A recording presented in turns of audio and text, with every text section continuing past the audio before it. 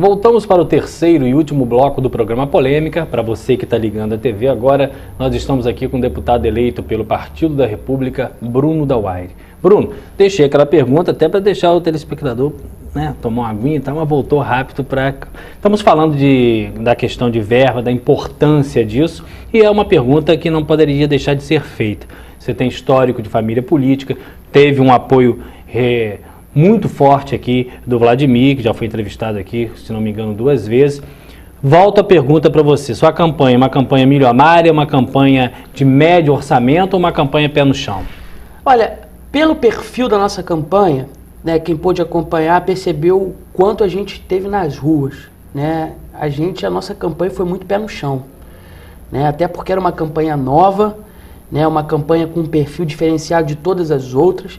A gente não era conhecido regionalmente ainda, embora o sobrenome chegasse bem e pôde abrir muitas portas para mim em São Fidélis, no Noroeste, Carapebus, Macaé. O sobrenome ajudou a gente a potencializar a nossa campanha. Então a gente teve que fazer uma campanha diferenciada.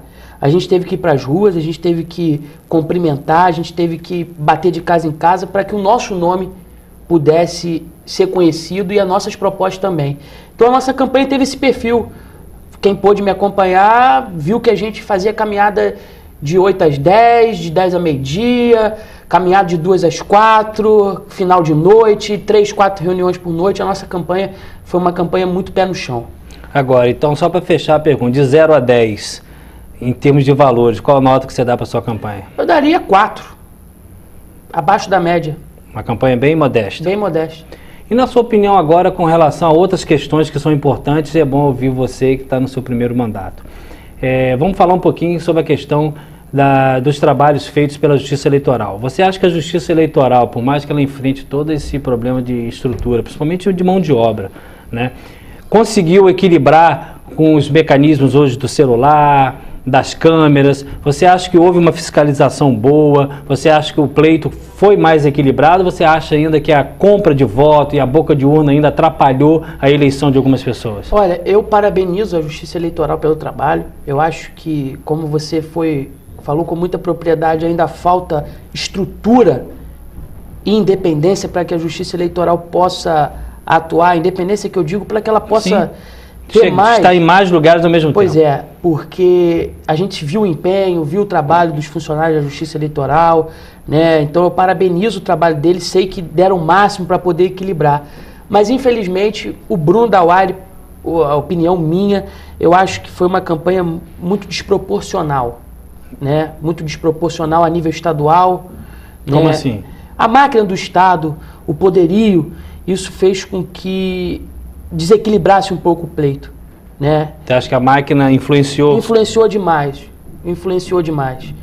Mas é inevitável fazer a pergunta, você acha que a de Campos não influenciou também? Acho que não, acho que a máquina de Campos perto da máquina estadual montada pelo governo do em termos Estado, de proporção, eu acho que teve uma influência muito grande e eu acho que isso deixou a eleição muito desproporcional. Acho que isso ficou bem nítido, né, para os eleitores, né, e realmente, né, a máquina estadual é uma máquina poderosa, isso ficou provado, né, não se conhecia o candidato do governo Pezão até 4 meses da eleição, né, e a máquina possibilitou que o Pezão pudesse ser conhecido, né, saltando de 5%, para a vitória no segundo turno agora. Eu concordo com você que a máquina é forte, mas isso também não é um discurso, às vezes, para, entre aspas, justificar a não ida do Garotinho para o segundo turno? Não. Isso não é um discurso casado de vocês todos, não? Não. Se eu tivesse uma visão diferente disso, eu falaria. Mas eu tive participando ativamente da eleição e pude perceber, era algo completamente desproporcional. Eu vou fazer uma conta aqui baixa para você ver essa desproporcionalidade. O Pezão tinha 1.800 candidatos a deputados estaduais, uma média, né? E esses candidatos tiveram condições de poder ampliar suas bases de apoio, né? E essas pessoas foram para as ruas, né? E aí ficava nítido a desproporcionalidade entre as candidaturas, não só a do Garotinho, mas a do Crivella, com a do Lindbergh, né? Foi algo muito desproporcional. Agora, é eleição, é política, né? Infelizmente, muita compra de voto. Você achou, né? Eu achei suspeitas de compra de voto. Eu não posso falar que teve compra de voto se eu não trouxer uma prova concreta aqui que comprove tudo isso. A gente é advogado, sabe, né, da questão do ônus da prova. Mas o que se comentou, o que se falou, se for verdade, foi algo escandaloso que precisa ser apurado. Vamos falar um pouco agora da relação do político com a imprensa, com a mídia, né? Não só as tradicionais, mas também com a mídia online. Você acha, Bruno, que o político, partindo toda essa discussão nossa de necessidade de inovar, de se aperfeiçoar, você acha que a mídia trata o político na conta certa no que diz respeito a falar e também abrir o contraditório, ou você acha que a imprensa não dá a resposta necessária ao espaço ao político? É uma pergunta... Que você agora vai para a vitrine, né? É uma pergunta muito complexa. Mas eu acho que a partir do momento que o político ele decide virar político, você se torna homem público. E homem público é homem público. Homem público é exemplo em casa, é exemplo fora de casa. Homem público, ele tem que exercer uma certa liderança, né? Quando ele tem um cargo, ele tem que ter esse respaldo, ele tem que ter essa credibilidade. Pulso, né? Eu acho que... Eu não vejo a mídia como esse bicho-papão, né? É lógico que há adequações a serem feitas. Acho que o direito de resposta, de repente, poderia ser melhor interpretado. Mas não vejo a mídia como bicho-papão. Acho que a partir do momento, quando o político ele decide ser político, eu poderia muito bem hoje estar trabalhando de 7 às 8 no meu escritório, sim, indo para casa, fazendo minha academia, cuidando da minha vida particular. Mas a partir do momento que eu decidi ingressar na vida pública, eu sou homem público. Meus exemplos têm que vir de casa e fora de casa. Então a gente tem que ter essa interpretação. Você está preparado para viver somente com o que você ganha? Sem politicamente? Dúvida. Sabe por que eu estou fazendo essa pergunta? Que ela tem dois viés. Quando o Crivella, por exemplo, disseram que ele tinha um colégio nos Estados Unidos, que o filho coordenava, eu acho uma coisa tão ridícula falar que a pessoa tem bem. Se a pessoa tem bem, declara imposto de renda, trabalha, ele pode ter um carro novo, ele pode comer bem. E o pobre quer crescer, o pobre não quer continuar sendo pobre.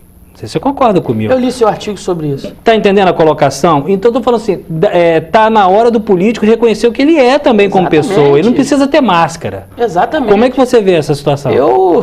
Eu concordo em número, gênero e grau. Precisa ser maltrapilho para pedir voto? Precisa passar fome para pedir voto? Não, eu acho que essa é uma visão completamente distorcida e alguns políticos se travestem disso.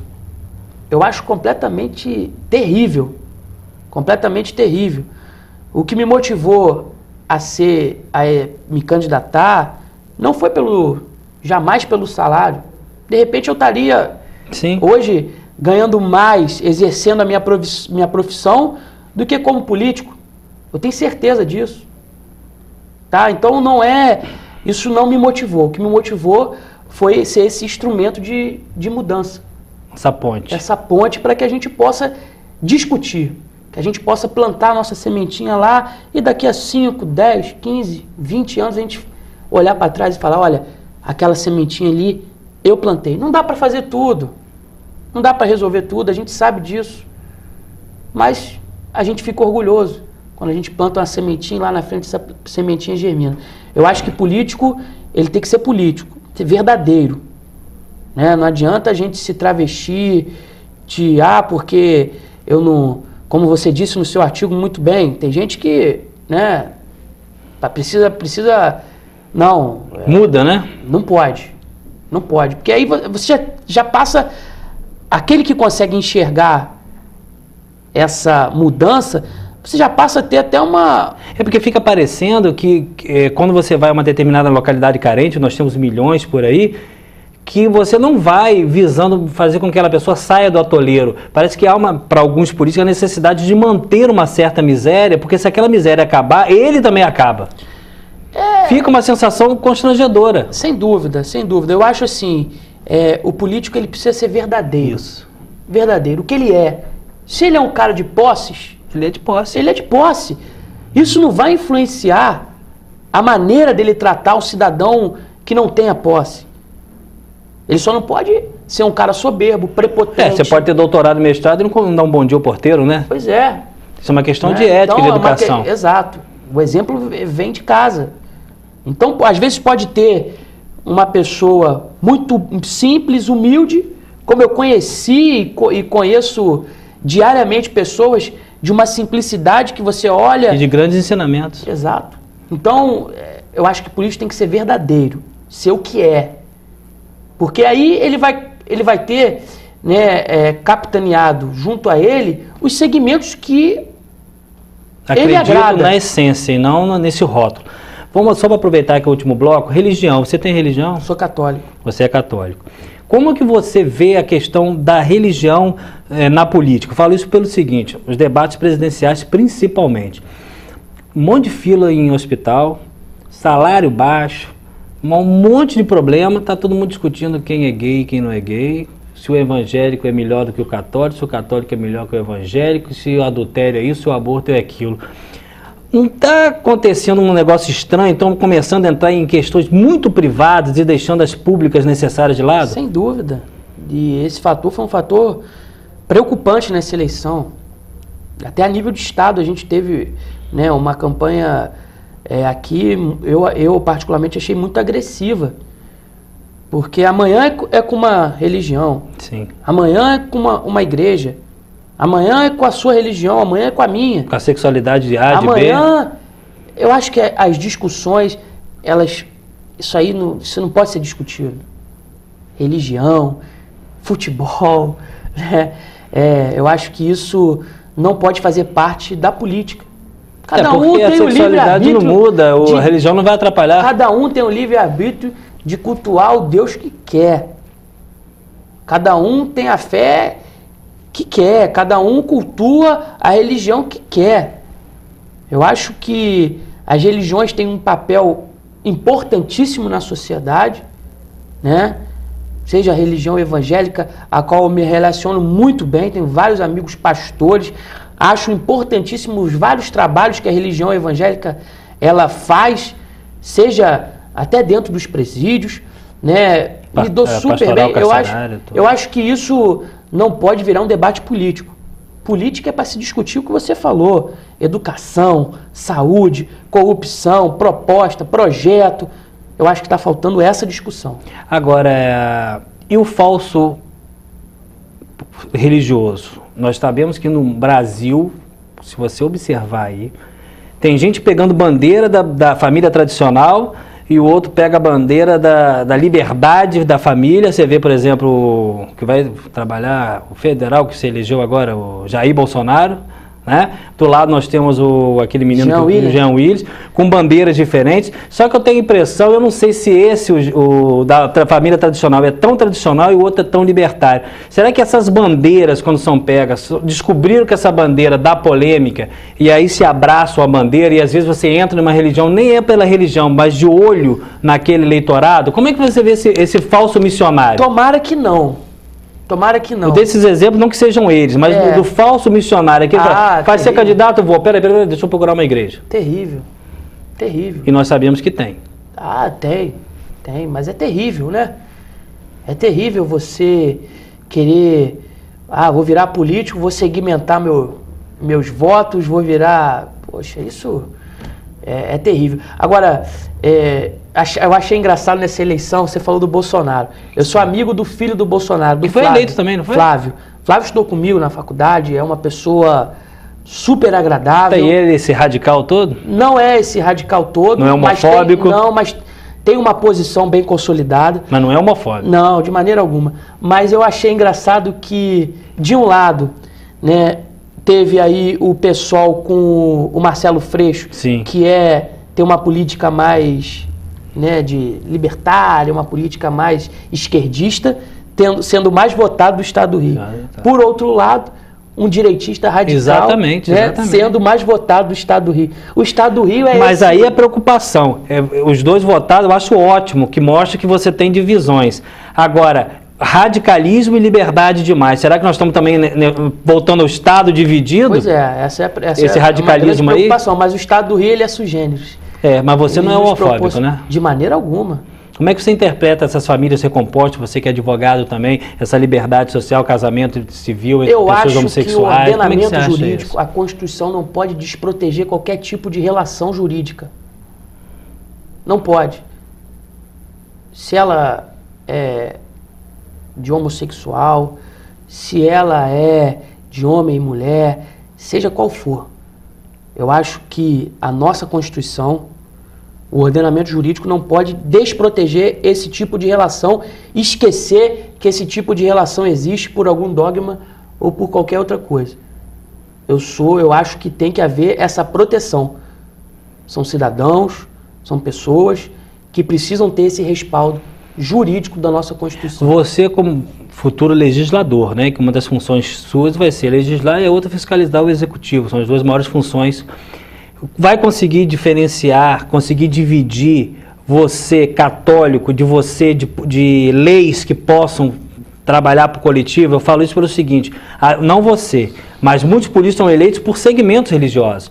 E parte do princípio, ele vai seguir aquele dogma, aquela doutrina, e às vezes dificulta de votar a favor de uma coisa que é para o coletivo, não só para o católico, mas também para o evangélico, para o heterossexual, para o homossexual. Você com 29 anos está preparado para legislar, deixando de lado a sua religião católica? Eu tenho convicções que são minhas, né? Eu tenho convicções que são minhas. Acredito na família, acho que, né, a família ela é um seio importante da sociedade. A família precisa ser rediscutida, né? Seja em qualquer âmbito. Eu estou preparado para essa missão, independente da minha religião, né? Amanhã eu posso achar, poxa, não, eu tenho que ter esse livre-arbítrio, né? Eu preciso ter as minhas convicções próprias, que nada impedem de serem iguais às convicções de uma religião. Perfeito. Né? Então eu tô muito tranquilo para isso. Estou muito tranquilo para encampar bandeiras importantes para a nossa região. Perfeito. Nós temos 2 minutos, eu queria que você fizesse as suas considerações finais e o grupo de comunicação Terceira Via está aqui à sua disposição para, quem sabe, futuramente uma nova entrevista. Eu quero agradecer a oportunidade de estar aqui, agradecer aos amigos eleitores que nos deram aí quase 36 mil votos, sendo o deputado eleito mais votado da região Norte e Noroeste. Né? A gente teve aí votos importantes no município de Carapebus, Macaé, São Fidélis, São João da Barra, Campos, São Francisco de Itabapuana. Tivemos votos espalhados por mais de 60 municípios. Eu quero agradecer aos eleitores e aos também que não puderam votar com a gente. Né? Muitas vezes eu fui entregar o meu panfleto, eu fazia questão de entregar para uma criança o meu panfleto. Ou se não, para uma jovem que eu sabia que não votava. Aí ela falava assim, não, mas eu não voto. E eu fazia questão de dizer, não, mas é por você que a gente vai trabalhar. Então a gente vai trabalhar para todo mundo, seja para o eleitor, para aquele que tinha os compromissos, que não puderam votar com a gente, mas que torceram, para aqueles adversários também que enriqueceram a nossa campanha eleitoral, que puderam fomentar debates importantes para que a gente pudesse amadurecer. Quero agradecer a você, Cláudio, pelo convite, à equipe que nos acolheu aqui muito bem. Deixar um abraço especial, dizer que vocês terão um deputado amigo, parceiro, para lutar por o desenvolvimento da nossa região, para lutar por uma independência dos royalties do petróleo, para lutar por uma integração dos nossos municípios, por um diálogo e uma política com mais amor. Perfeito. Estamos terminando aqui mais um programa Polêmica com o deputado eleito Bruno Dauari. Até semana que vem.